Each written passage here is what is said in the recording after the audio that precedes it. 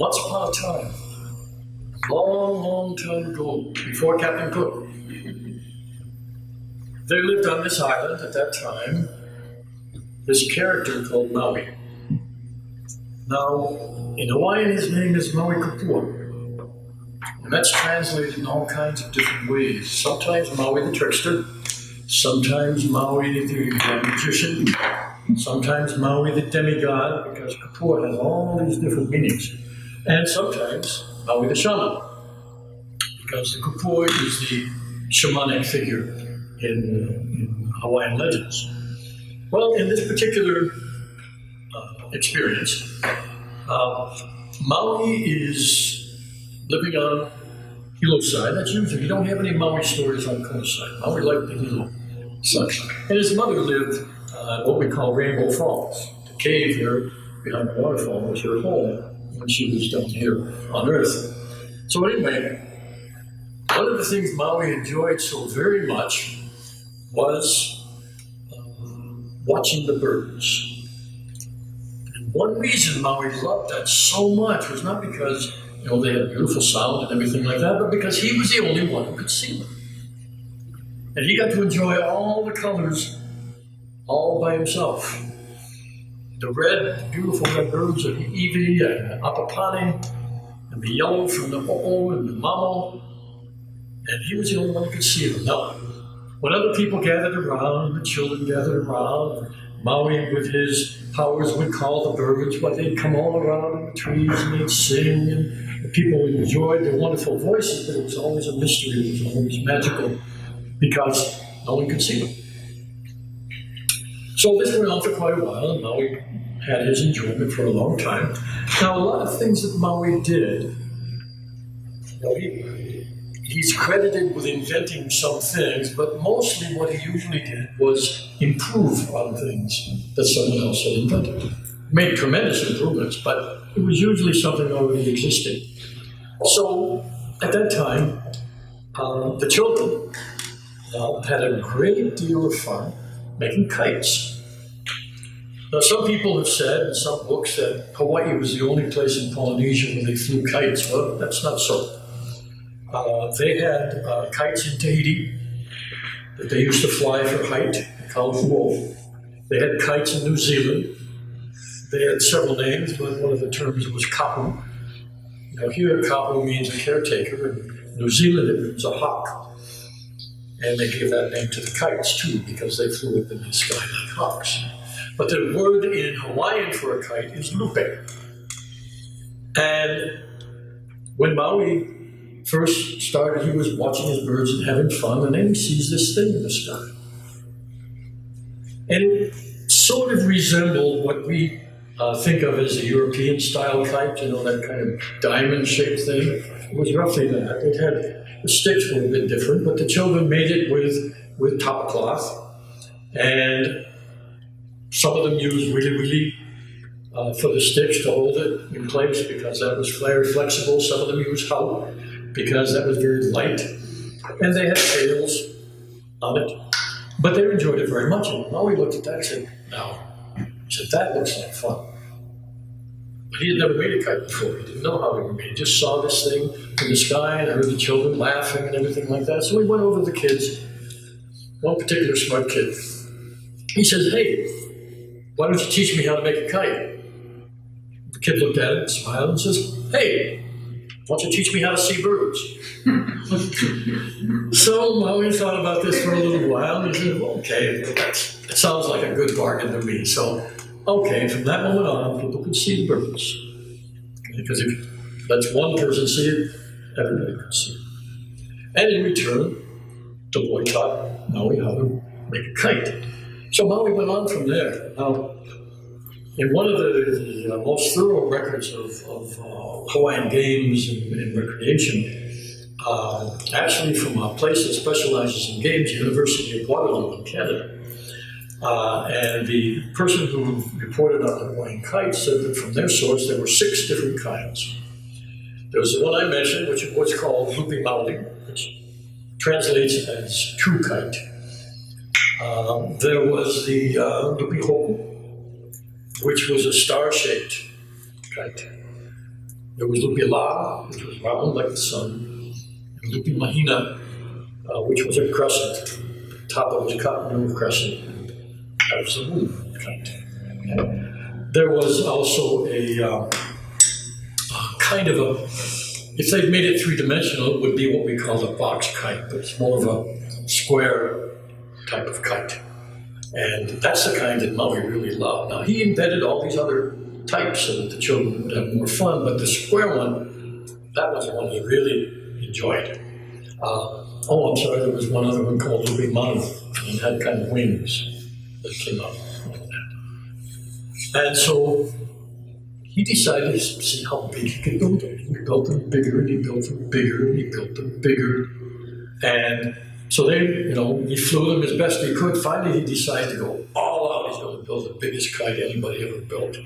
So he goes, and up at that time, the Wailuku River was running very shallow. And he stood in the banks above the falls, and he used all his magic powers to try and get that kite to fly up into the air. And it rose a little bit, and just hung there. It rose a little bit, and just hung there. And it wouldn't fly. And so he thinks and says, okay, I need some help. Because he wasn't about getting help when he really needed it. And he really needed it this time. So at that time, there was a kahuna lived up in Waipio Valley, way north of Hilo. And this kahuna was very famous because he had a calabash, but he had it that contained winds. And so Maui, who had magical abilities, of course, he stood there in the riverbed and he called out. He says, winds, come winds, winds of Waipio, come to me, come down and lift my kite. I challenge you. And he screamed out the challenge. Well, the kahuna heard him up in Waipio Valley. He said, okay. Takes the lid off his umeke, off of his calabash, and up come the winds. Roaring out of the valley, out in the ocean, down the coast they roared, down until they reached Wailuku, the mouth of the Wailuku, roaring up through the canyons and up through above the Palisades there, and finally came to the place above the falls where Maui was, and Maui screamed again, come winds, let's see if you can lift my kite, I dare you. And they rushed up and started lifting that kite up. Now, Maui was using Olona fiber, which is one of the toughest fibers that Hawaiians came up with to use it as his kite string. But he had such, he had to have a strong stand and really ground himself as his kite's trying to go up. And so there's a story that if you go up to where they have boiling pots, one of the stories, that's where Maui was standing in the riverbed, all that pressure that he was doing to try and hold the kite while the winds were trying to push it up. And it went higher, and it went higher, and it went higher, and it went higher, and way, way up in the air, the people from all around could see it. And when the kite was way up in the air, then you could see it, the people would look around and say, we're going to have fine weather because Maui's kite is flying. It became a saying for many centuries after that. So he's holding onto this kite, and finally it's so strong that he finds this great big lava boulder and he ties it down so he can sit down and relax and just watch his kite and just have just the greatest time. Well, he did this for a long time because once Maui started to do something, then he'd do it and do it and do it and do it until every bit of pleasure could be gotten from it. So he left it flying up there. But then, his attention kind of wandered sometimes. He decided to go on a sea voyage, so he got his canoe, but he didn't forget the kite, so he built himself another one. And he built this, and he used it, when the wind was right, he used it to help his canoe go faster over the water. Now today we see that as a kind of a sport, kite surfing they call it. But this is ancient Hawaiian tradition. It started with Maui. So he did that and went off visiting every place, leaving his kite up in the air there. And then he came back and went other places and had many, many kinds of adventures. But finally one day he went on his last adventure. Well, he didn't come back from, not in this life, not so far. But he left everything there. He left his canoe down there. He left his magic fish hook. He left the kite flying in the air. And so time rolled by, and time rolled by, and time rolled by. Waves came in from the ocean. Finally, they pushed his canoe up the river to the, just, where the Wailuku Bridge is, just under there. And his outrigger canoe just kind of settled at the bottom and turned to stone. And you can still see the stones there. His fish hook he left at the mouth of the river, and there's a big lava rock where you can still see the impression of his fish hook. And then finally, after many, many long years, the aloha fiber finally broke, and the kite was loose, and the kite fell down and formed the saddle between Mauna Kea and Maui. And that's still there. So all these things are there. We can see them today, so you know the story is true. And, Iamaya Kapuana, that's my story. So now, the story is about things that children do, and the story is about having fun, and the story is about, really in terms of Maui, never losing that child in you, okay? And what happened in other parts of Polynesia, as far as kite flying goes, particularly in New Zealand, as a matter of fact, started off with children, but kite flying became the grandfather's sport. Into the late 1800s, it was still the grandfathers who went out and flew all the kites. And that was their famous thing. They don't do that much anymore. But that was an old tradition down there. And people flew kites of all kinds all over these islands as well. But the topic for tonight has to do with empowering children. Now, some children seem to be born empowered. I mean, they seem to have such a focus and such confidence that they're going to go ahead and do what they decide to do, no matter what. They don't take all the help they can get, but they have a purpose, they have a focus. We just saw on the news recently a kid like that, 11 years old, and he just got his 2-year associate degree. It showed him in his cap and gown. Now he's looking for Yale and Harvard and Princeton to see which school he's going to go to. He'll still be 11 when he enters. Okay? But that's it. When somebody asked him what was his favorite subject, well, math. But it was very clear, math. And what do you want to do when you grow up? I think he said, well, I think I want to be a mathematician or an astrophysicist and win the Olympics. But he didn't say it like, this is what I'd like to do. It's like, this is my plan. Amazing kid.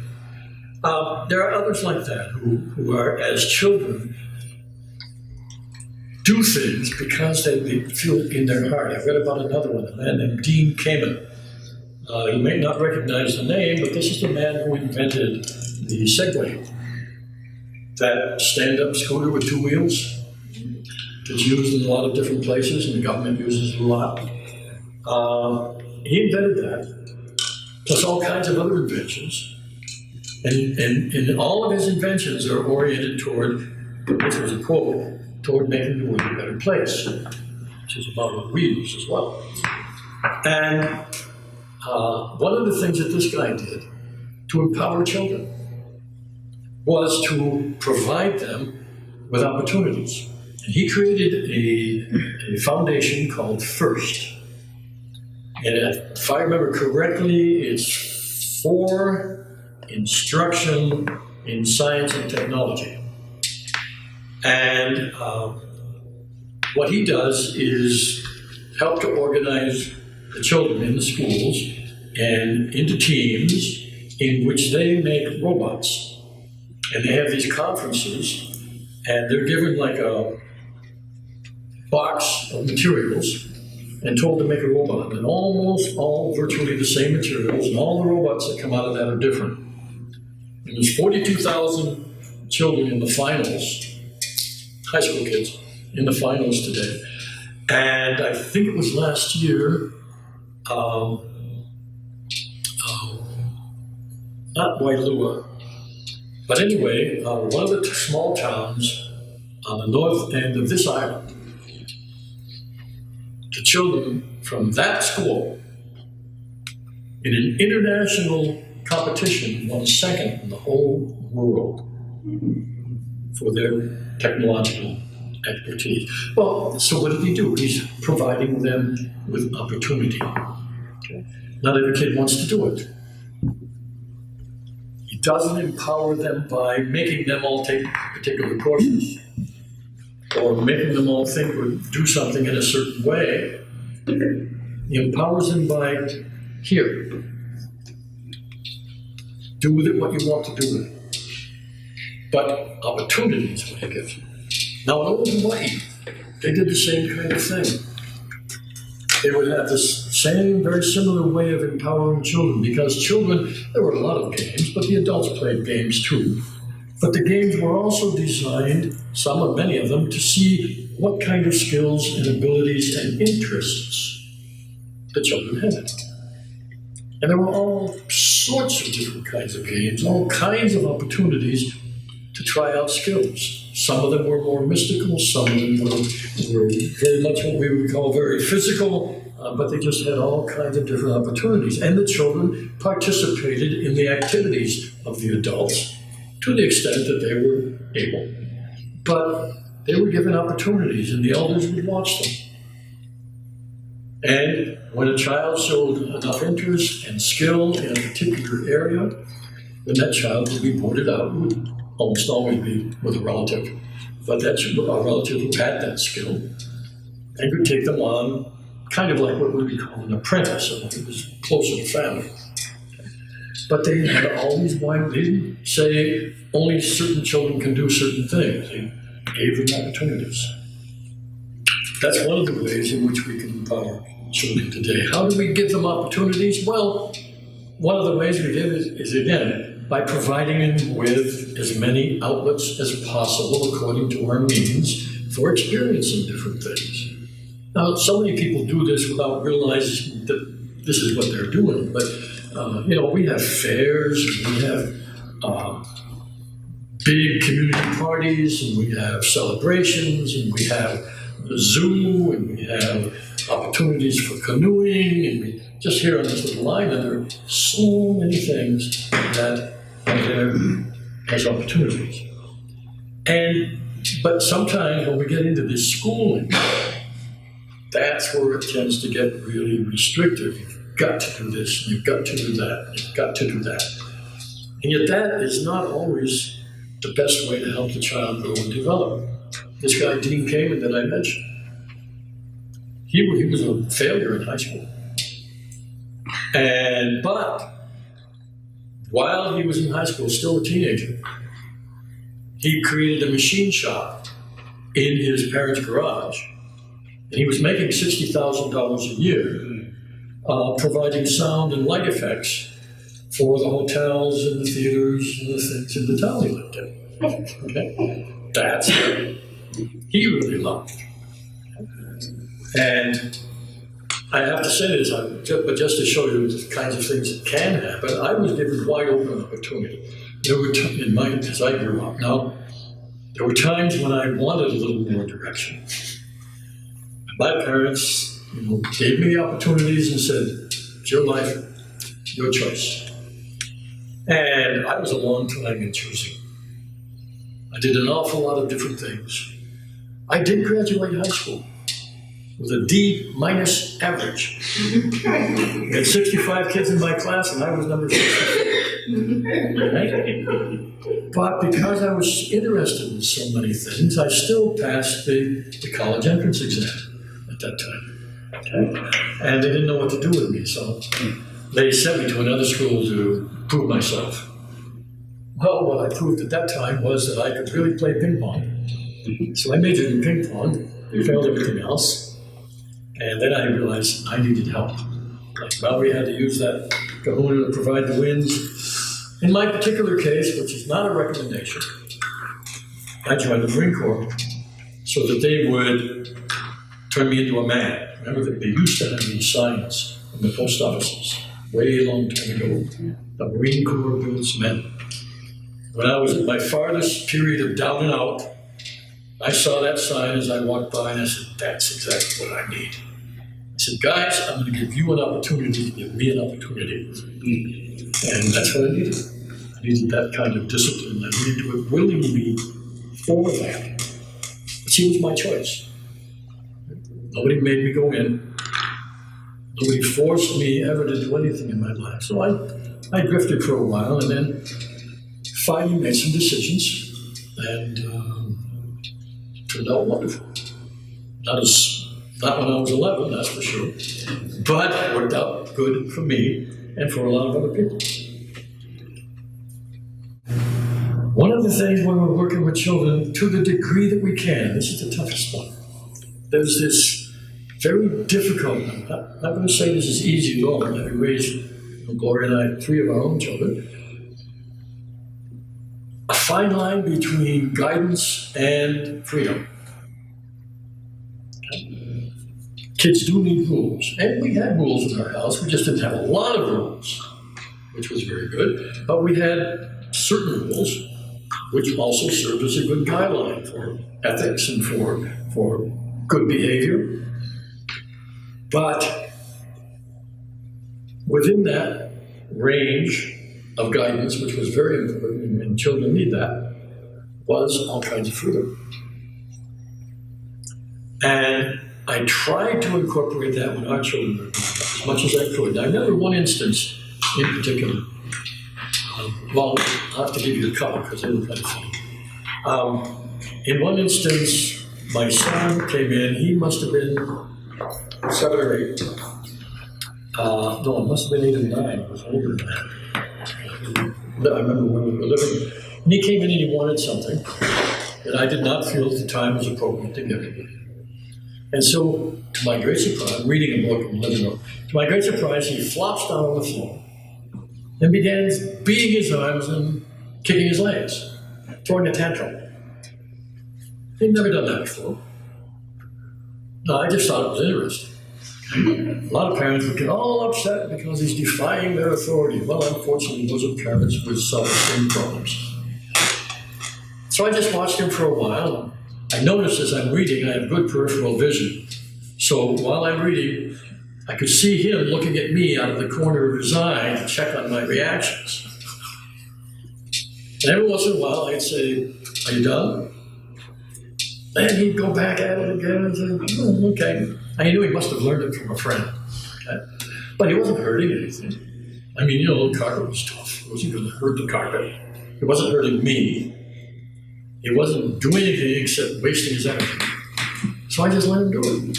Then finally he got tired, he got up and walked away. No harm to anybody. That was the main thing I wanted to think. That having enough tolerance when they're not doing anything to harm stuff, harm themselves, or harm another person, you don't have to come in with an unnecessary rule and say, "Don't do that," just because it irritates you. And so, again, this is one of the things of allowing freedom within a set of rules. The rules are important, but not too many, or as few as you can. And that gives them a greater sense of self-direction. But it's not an easy thing to do, because boy, when they do something that irritates you, it takes a lot to be able to tell you. It's only when you're under stress already, then it takes a lot to sit back, relax, and say, "What does it matter?" When you can say that, they'll get tired of it eventually and do something else. Part of it also is being present with them. Now, children need presence. They don't need necessarily a nearby body all the time. Some people are very concerned because they don't have enough time to spend with their children. Well, the children don't care if the time that you do spend is what has been called quality time. And a lot of people don't know what that means. And all it really means is being with them. Not trying to do something necessarily, not trying to make them do something necessarily, just being with them. Maybe if you just sat with them, but present, not sit with them and think about other things that you've got to do. The children can feel that. We, each one of us, have an energy field that can be felt, especially by children. It can be felt by animals, it can be felt by some sensitive people. And we don't have to give it a fancy name. It's just our field that's there. And they can feel when you're not there. And when I say you're not there, it's a curious kind of thing that happens, but this field of yours diminishes greatly in intensity when you're thinking of something else. When you're thinking of another place, when you're thinking about the past, when you're thinking about the future, people sense you as being less there. And sometimes, especially insecure people, think it's their fault. And children too, when they are beginning to grow and just kind of find themselves in their stability, also kind of thinking, I must have done something wrong. Because they feel that even though your body's there, you're gone. The whole world operates around them in their conscious thinking at that time. Actually, they don't know how true they are. And now later they're taught that it doesn't, but it still is. Anyway, they don't know how to handle that. They don't know what to do about it. Nobody's ever taught or trained them that this is what happens when your mind goes elsewhere. And so there's a strong tendency for the children to take responsibility for that. Okay? So that's one of the things. If you're going to be with the children, be with the children. And then you don't have to be with them as much. And they still feel the presence, they still feel acknowledged, they still feel that as a form of love. When we get to more direct love, this goes for the child and everybody, no matter how old you are. But one of the worst things a parent can do is criticize the child. I know we come up in a society in which this is how most of us have been taught the way to direct people in the proper behavior is through criticism. It does not work. It creates a feeling of separation, and for many, many kids, it creates a feeling of very low self-worth. Now, you don't have any control on how the child is going to react, because you might be very loving and yet speak in a way that the child interprets as criticism, even when you don't intend it. You don't have any control over that. But I can give you an example of that. When I was in grade school, my parents, my mother in particular, in trying to encourage me, I would come home with a B on my report card. And she'd say, you can do better than that. Well, my interpretation was, a B's not good enough.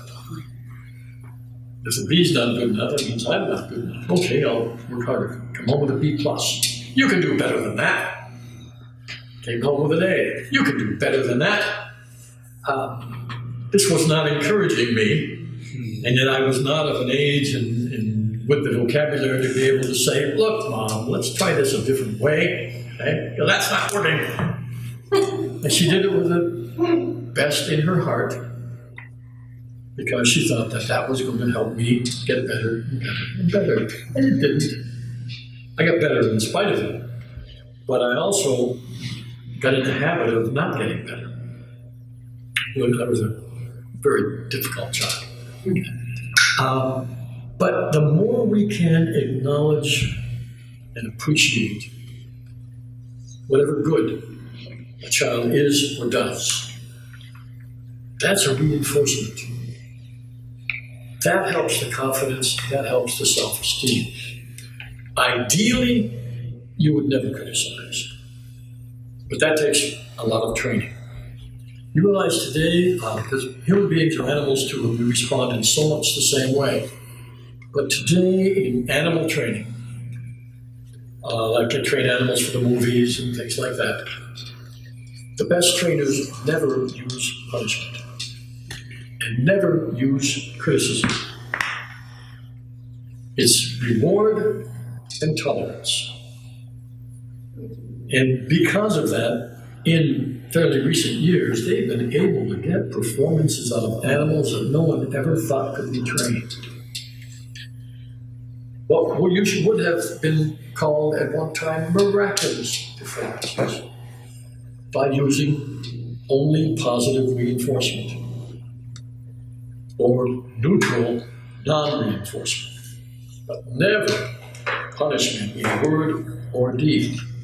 And the animals do wonders. Folks, children are the same way. If you could possibly do that, but that's tough, especially in our educational system and especially in our way we've been brought up. So the next best is reduce that criticism as much as you possibly can. And when you do criticize, find something to compliment. Your room is all messy today. You did a good book report. That was good. I'm glad of that. Finishing up with the compliment is going to soften the whole thing, and they'll be much more likely to cooperate and do something better. Now, they won't clean up the whole room. That's rare. Not impossible, but rare. But if you come in and instead of a 100% messy room, it's only an 85% messy room, wow, compliment them. And the tendency will be for them to repeat more of that behavior. That's human nature, that's animal nature. So, sincere, it's got to be sincere, you can't pretend. Kids know that. Hey, I'll tell you too, the adults know that.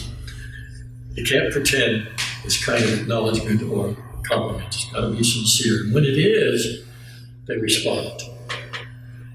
The more you can tolerate behavior that isn't critical, the better. I'm not saying, again, it doesn't have to be 100%, the more the better. The more you can reinforce the smallest amounts of what you might call good or positive behavior, the better. And then, if you're going to encourage them, you can do better than that, but I'm glad to see you got a B. And that would have made such a difference. Just something like that. Acknowledgement for what they do. And so many people who think that if you don't do it 100%, it's worthless. And people grow up feeling that way about themselves and get into this perfection, impossible perfection drive. That'll never happen. And are constantly putting themselves down for not matching an impossible goal. But the more they are acknowledged for what they do, no matter what level or how much it is, the more secure they feel within themselves and about themselves, and about your appreciation and recognition of what they do. Now here's something that's really maybe a different kind of approach. We talked about this with some people a little earlier, but if you really want to help the children a whole lot to increase their self-esteem, to increase their self-confidence, start increasing yours. Because they're going to take an awful lot of their modeling of how to be and how to feel and even how to think from you. The more pleasurable or beneficial they feel that is, the more they're going to copy that. The more unsatisfactory it feels to them, the more they're going to copy somebody else. They can get that feeling. Because they want the feeling. So as you increase your self-esteem and you increase your self-confidence, not a narrow sense, but you're just your self-confidence in the world, your self-esteem in relation to the world, they'll pick that up and copy it because that feels good and it produces good results in your behavior and relationships with other people.